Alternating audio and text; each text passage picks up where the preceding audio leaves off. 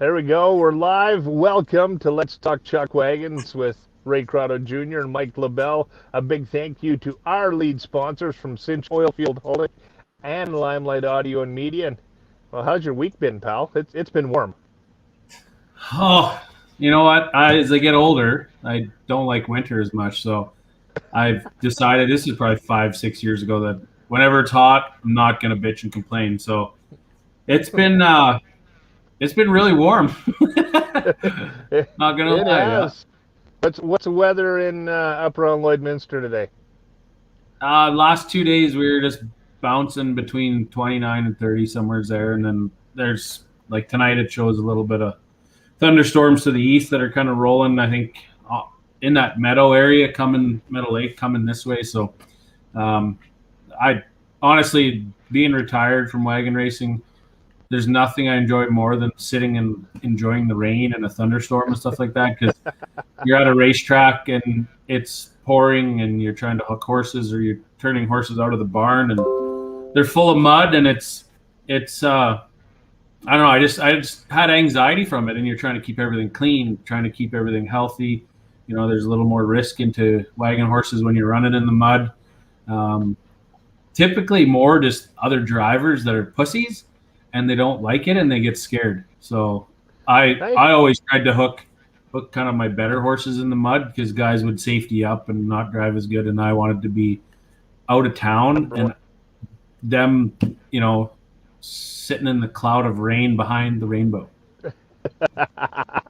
well played. Well, Yeah. we this is my favorite part. Every night we get to have story time with Ray, brought to you by our friends at Highwood Distillers. So if you haven't, go get yourself some White Owl whiskey. And I know it's hurt both of us on a couple of occasions. So what's this week's story, Ray? Well, I think it's in that 2004 area, 2005.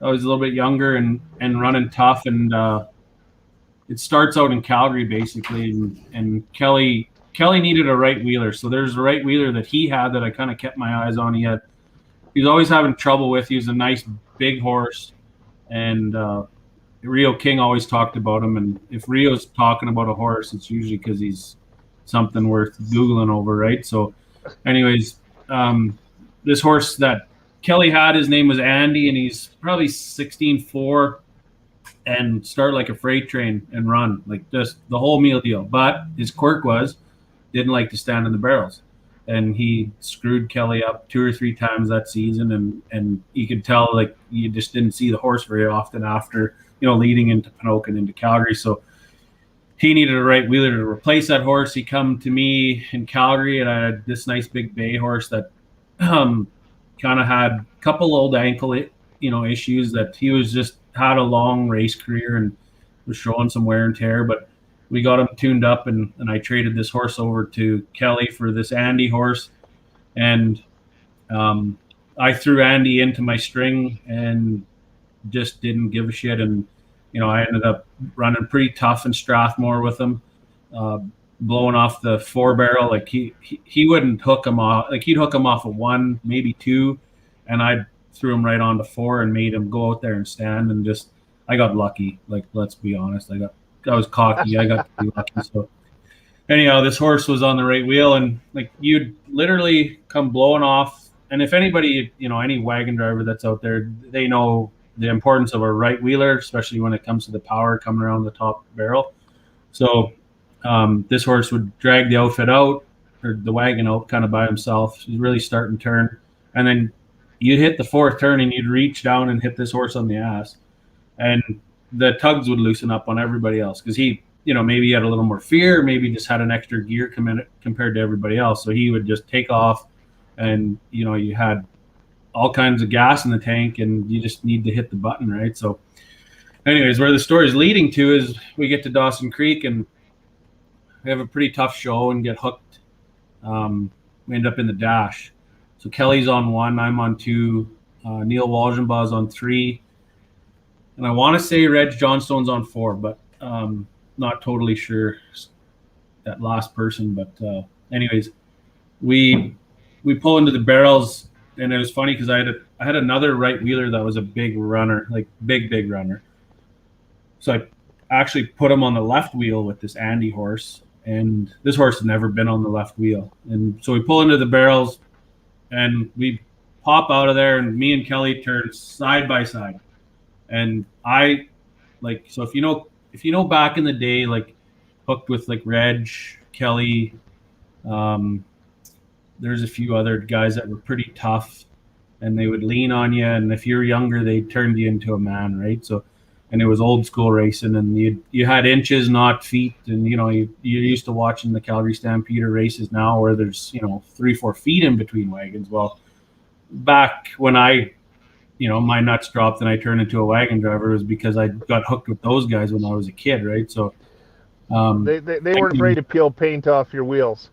Yes, very, very good point. So I had a wagon, and this all ties together. So this is going to be a 4 or 5 minute story. But anyways, this wagon come from a wagon maker that was living at a Cold Lake, and in the center of his hub there was a grease zert, but there was a bolt he had where you could put this bolt in and it'd keep the dirt and all the mud and stuff from filling in, and you couldn't be able to grease your wagon, right? So I'd get hooked with these guys that were leaning and grinding and mean to drive against, and were pretty competitive. And this bolt, like all our hubs on a wheel of a wagon are measured the same, so nobody can reach in and hit each other's spokes or wreck each other's wagons, right?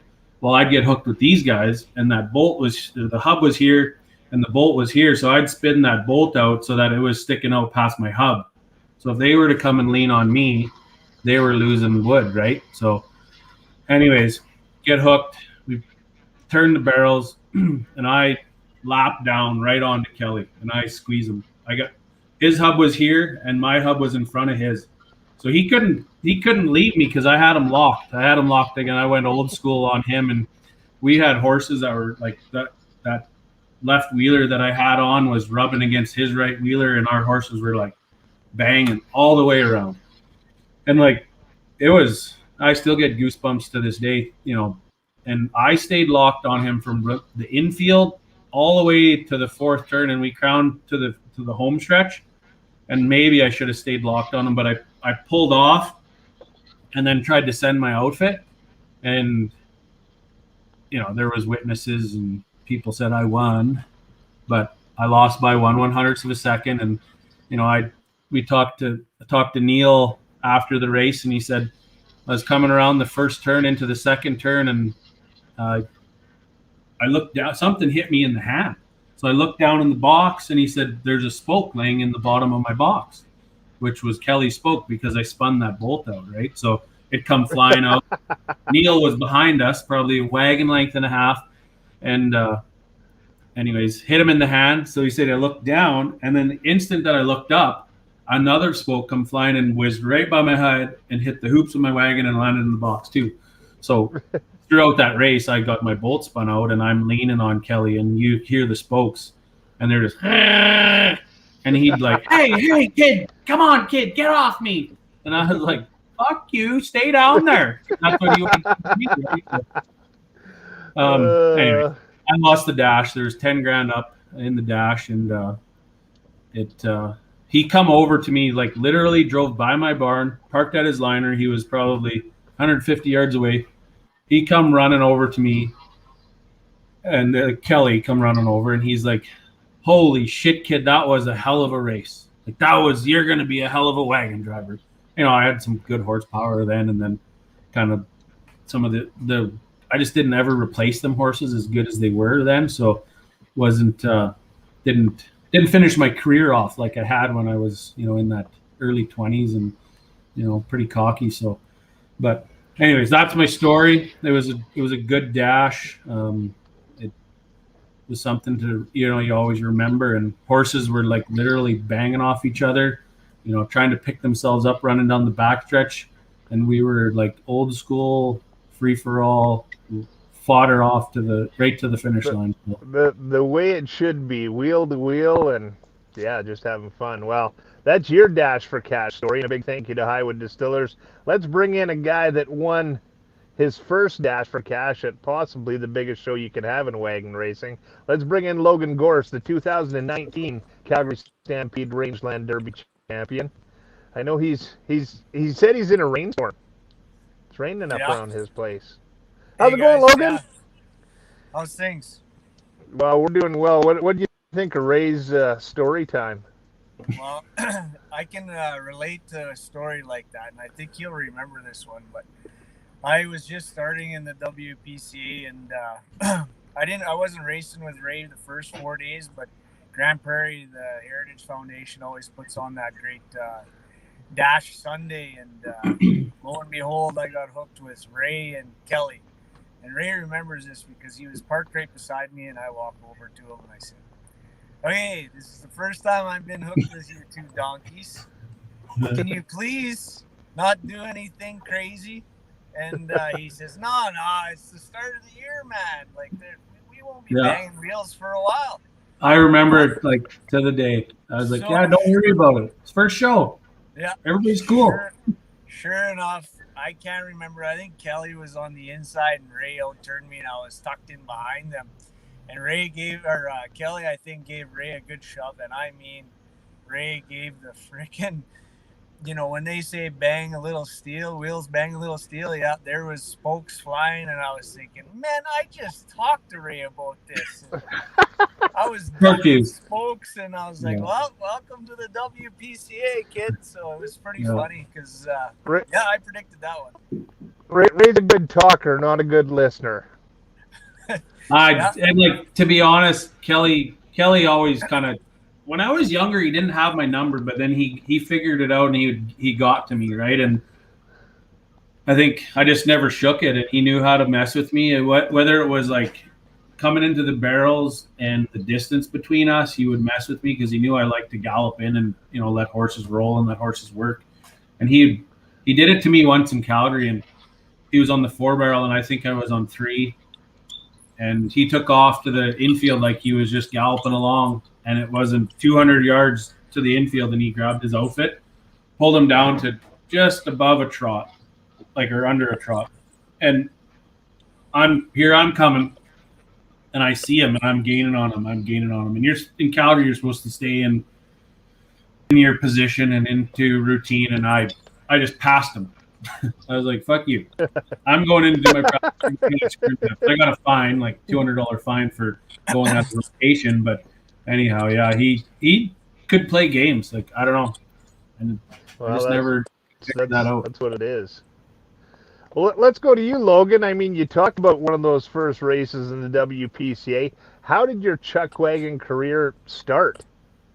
Well, I started outriding in '97, so Dad's the one that got me back into it. He used to race in the 70s and 80s, and they had a little trouble with swamp fever. They lost their whole Chuckwagon outfit back in the 80s, so they had no money to start up again. So he took quite a few years off. He did some pony Chuckwagon driving, and we did a lot of team roping and that. And it actually came down to Bill McEwen got hurt in Lloydminster. He got hurt in Meadow Lake.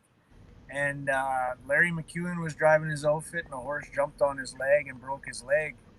So they had asked my dad to drive his outfit in Lloyd, and he was trying to make Calgary Stampede at the time. And, he came in and helped Bill McEwen qualify for the Stampede.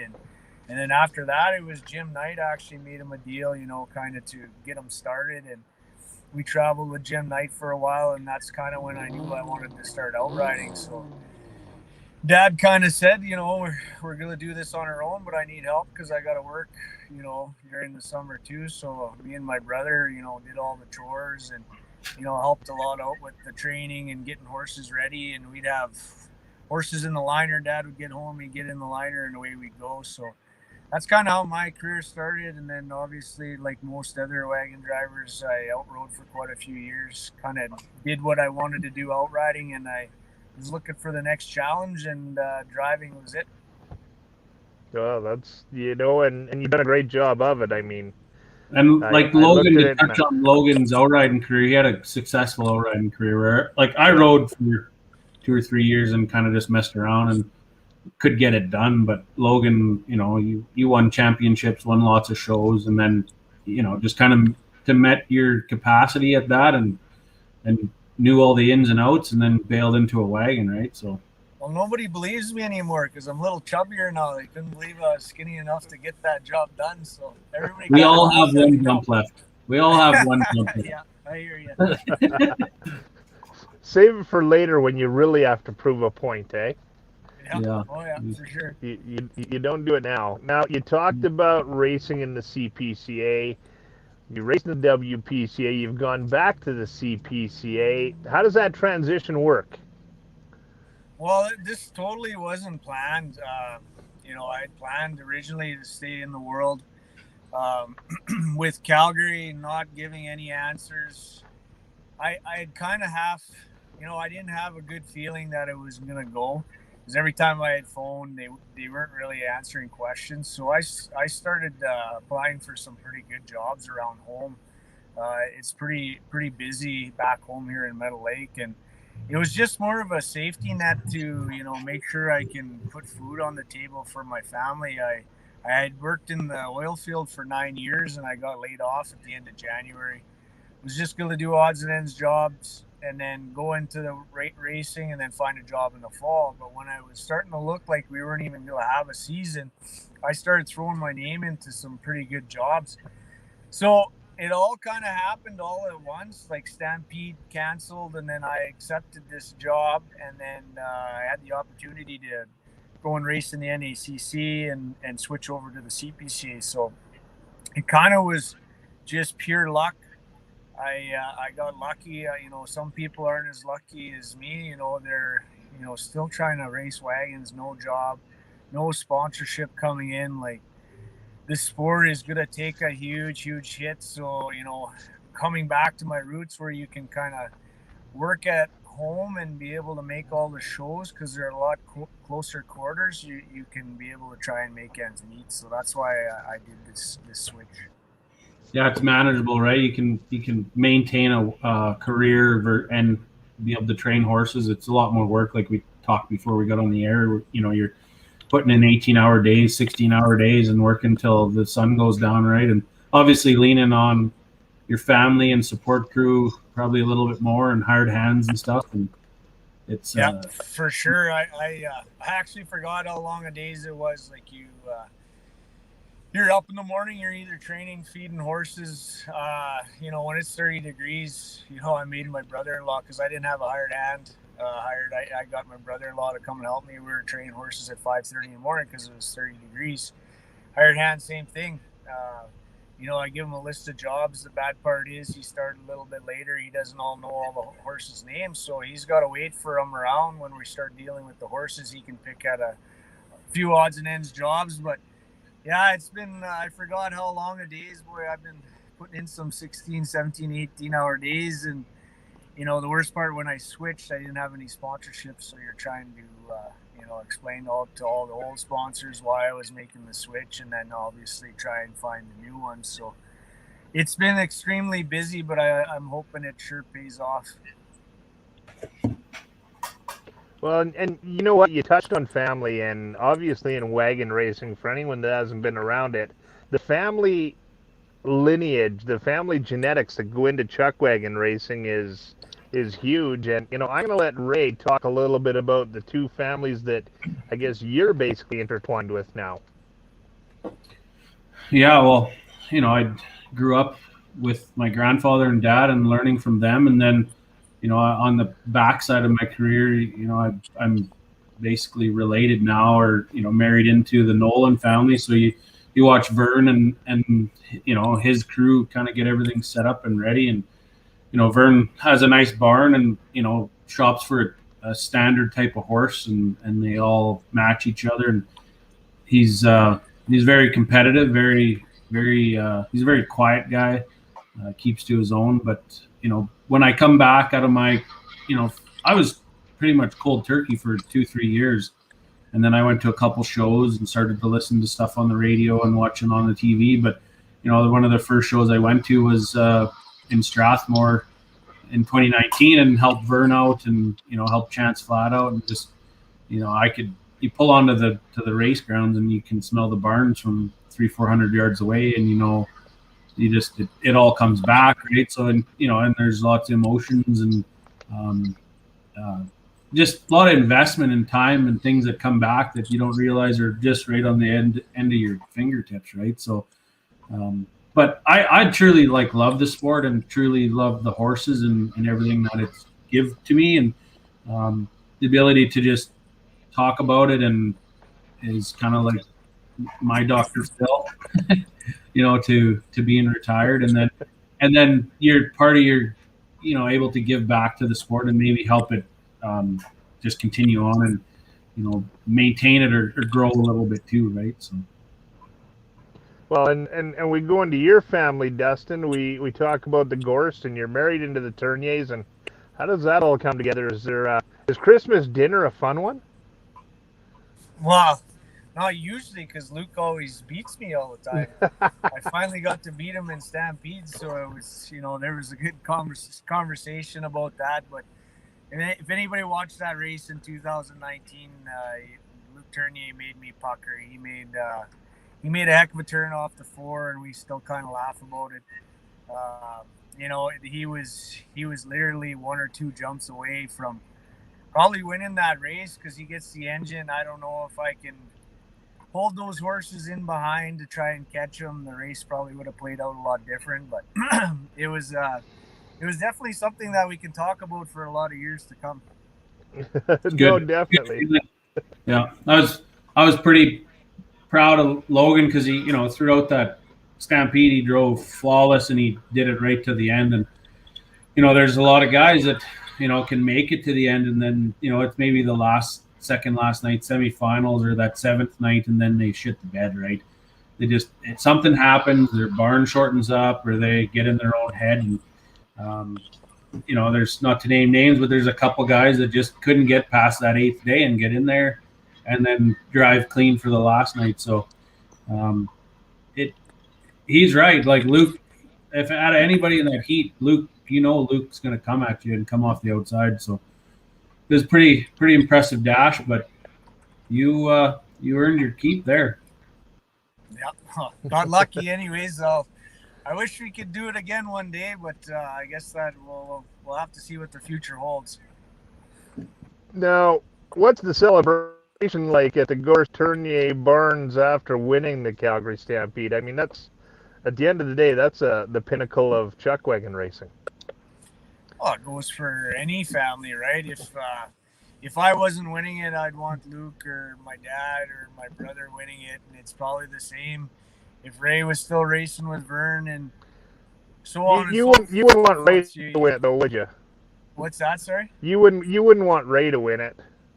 Oh no, he come close to winning it too. If guys watched it, I can't remember if it was 2018 or 2016. He was in the dash, and he had a chance to win her, boy. He was running Kurt down. I watched that race, and you know what I mean? It's a game of inches, and if a race just plays out just a little bit different, you're a winner, and you know what I mean? Like it's a game of inches, man. Like it's just that everything's got to line up and everything's got to work out perfect. And I was fortunate enough that the stars aligned. So it's the next guy can be a heck of a wagon driver and run tough for a lot of years, and the stars didn't align, and I can name a lot of guys that have won aggregates and never actually won the Stampede, but they deserved it.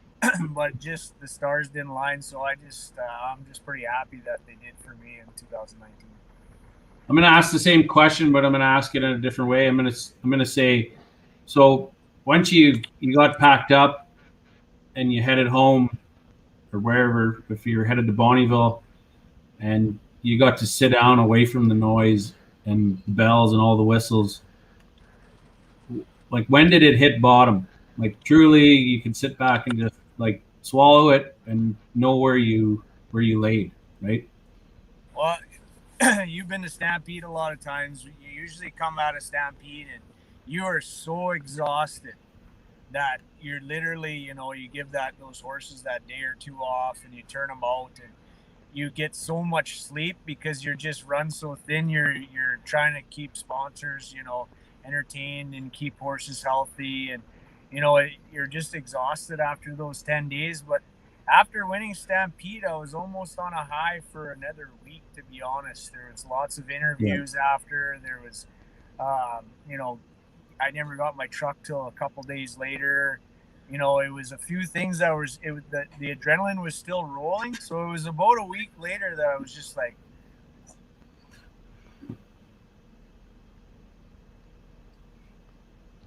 oh, did we lose him?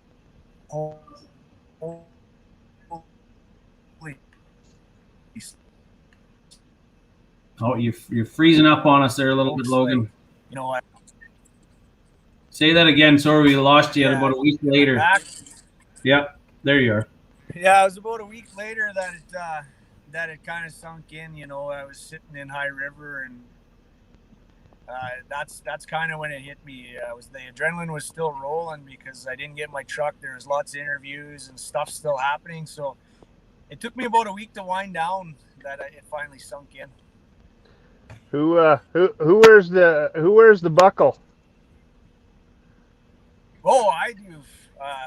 That one, I really wanted to win that one. That was one of my goals, to win it as an outrider and as a driver. So it was a pretty special moment. And even 2 years later, a guy talks about being on the stage, and it almost makes the hair stand up on the back of your neck. Like it's something that I might never ever experience again. So. Hopefully we can again, but there's no guarantee that we'll ever get a chance at it again.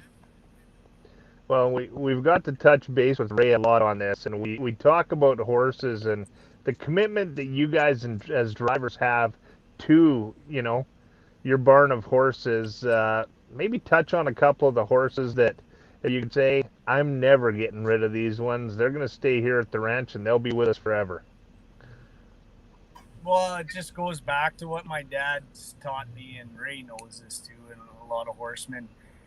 His quote was always, whatever you put into them is what you get out of them. So, if you take care of them, they're going to take care of you. So I got a couple horses that actually started their careers with me.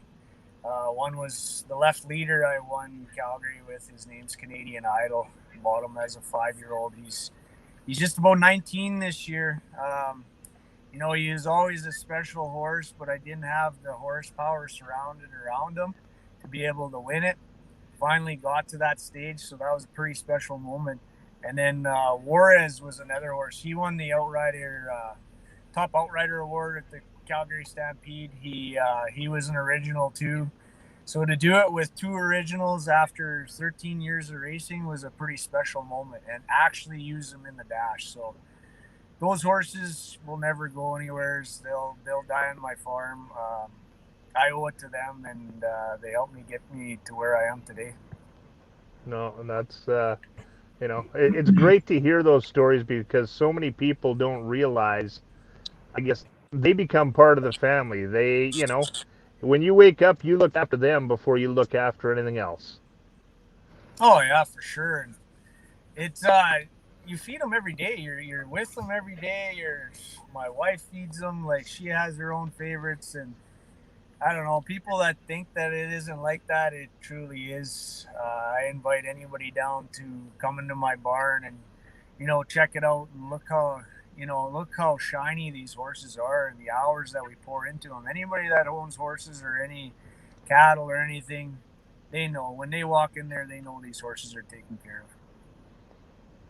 No, I just want to bring up one little tidbit here, just because I still like to think I had maybe something to do with it. But there was a horse that I sold to Logan my last year, and his name was Jack. And I truly he was a nice big horse. Wasn't a chestnut fan. I was on my way out, and all I could think of was, okay, I'm just going to stick to the horses I have in my barn. And I ended up selling this horse to Logan in Saskatoon.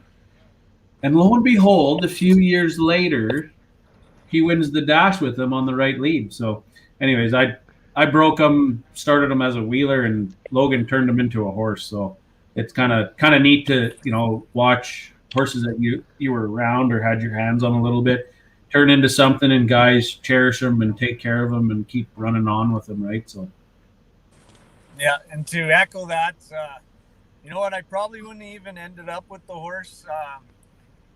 I didn't run one day in Grand Prairie, and as guys know that raced wagons before, their adrenaline is going, and I had a whole outfit tied up on me. So basically, when they came back, their muscles were so contracted that you know, they couldn't release that energy. What do they call that, Ray? Lactic acid in their muscles. Yeah. There you go. Yeah, I was looking for the word lactic acid, and basically we pulled blood on them, and the vets will tell you when you can run them, right? So I had to lay a whole outfit off for 3 weeks until they're ready to go. If you started to run them too early, you would tear their muscles. Basically, their muscles have to relax before you could run them. So I basically had to leave that outfit sit for 3 weeks. So I went to Ray and I'm like, man, I need some help here. Like I'm looking to buy. I don't really have anything else that, I like at home. And he gave me a couple horses to try, and Jack was one of them. And I'm glad he had a full barn at that time, because I guarantee if he would have kept him, he would have turned out to be the same kind of horse. I can't believe you're telling me Ray Croteau was a nice guy one day. Yeah, he was that day. Me and Logan always go along, and we're the same age. We grew up together, out riding and racing and driving, and always kind of had the same personality and mentality and ability to deal with sponsors and horses. And I somebody come to you and needed something, you always typically tried to help them out. And if it was a good horse that I was trying to sell, I told guys, and I sold some pretty good ones, but you just could break them again. I could always break them, and Logan's the same way. So, but I'd say take them, try them, put them on your best outfit. If they don't make your best outfit better, then don't buy them. And they'd look at me like, you're crazy. But I'm like, well, don't waste your time.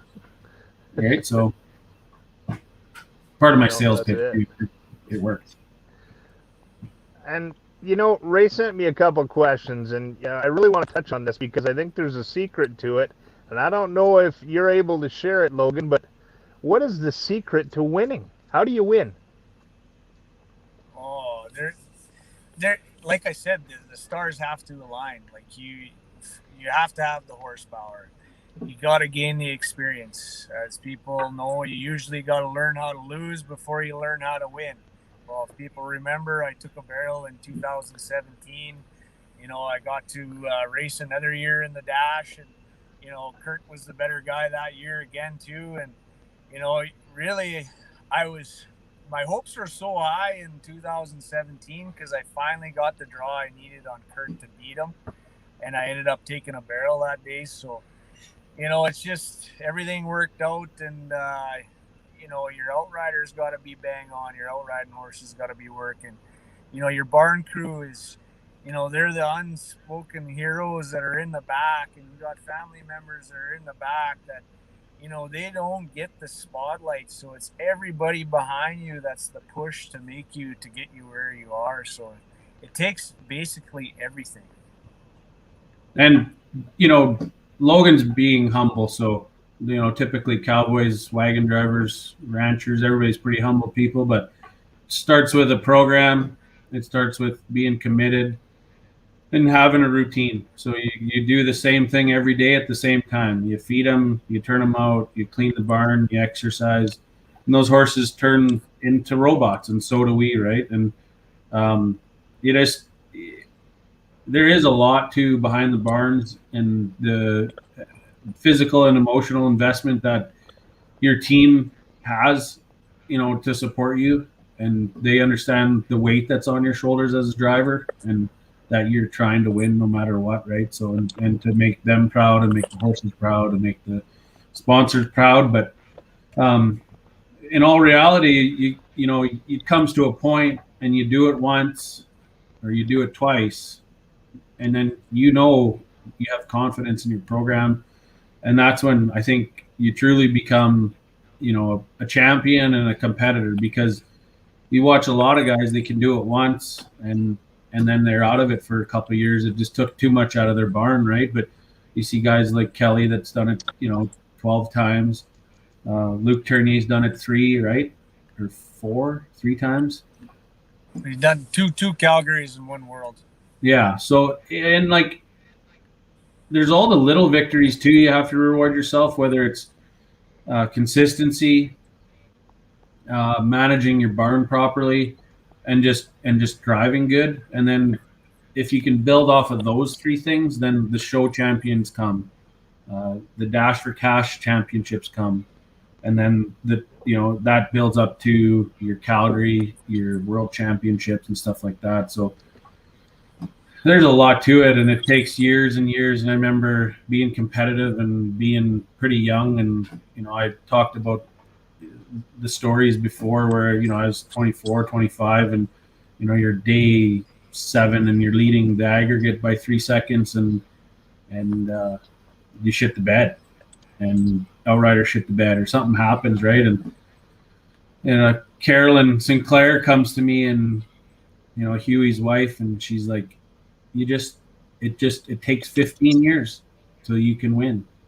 And I'm like 8 years in, and I'm like, no, that I don't think I want to win right now. And there's so much kind of rage and anger built up from what went wrong, and you just try to reset and carry on. So just kind of rambling here, but it's the people don't realize the emotion and investment that you have into trying to be perfect, and trying to have the perfect track or perfect weather or perfect everything, so that the stars can align, like Logan says, right? All right, well, but before we go, Logan, something new I want to try is some rapid fire questions, just to get a feel for who the real Logan Gorst is. All right? Okay. So I need, this is going to be quick.